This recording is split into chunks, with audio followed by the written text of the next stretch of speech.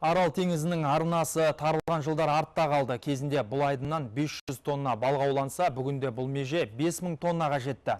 Бұрын тұз тартқан судан балықтың тек камбала деген түрі кездессе, қазір 22 түрі ауланады. Экологиялық ахуалдың жақсаруы әлеуметтік жағдайда да оң әсерін тигізуде. Арал ауданы халқының ата кәсібі балық аулау. Шалқыған теңіз толқыны ондаған шақырымға шегініп кеткен шақта халықтың да жағдайы нашарлап кетіп еді. Елбасы бастамасымен қолға алынған алып жоба арқасында кіші теңіз қайта тірілді.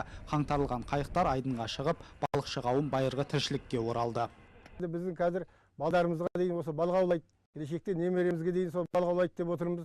Өйткені балықты аулап келген балығың бірден ақша болып тұр. Жекке келгенде қабылдаушылар бар. Теңіздегі тіршілікті түлетуде Қамыстыбас мемлекеттік балық питомнигінің маңызы зор. Уылдырықты қолдап жинап, оны арнайы тоғандарда шабаққа айналғанша ерекше баптайтын осы мекеме мамандары.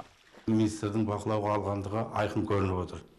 Келешекте де осы жұмысты жолда қалдырмай, алға апару үшін мемлекет бағдарламалар қабылданып жатса, үлкен балық шаруашылығын дамытуға үлесін қосар еді. Биыл Арал теңізі мен Сырдария өзеніне 15 миллионнан астам қолдан өсірілген шабақ жіберілді. Бұл мақсатта республикалық бюджеттен 194 миллион теңге бөлінген.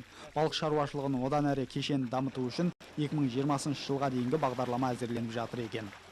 Бұл бағдарламада балықты сақтау, өңдеу және балық ресурстарын тиімді пайдалануға қатысты бірқатар кешенді шаралар қамтылады. Осылайша жасыл экономикаға көшуде сүбелі үлес болмақ. Яғни халыққа экологиялық таза, құнарлы азық дайындауда пайдасы орасан.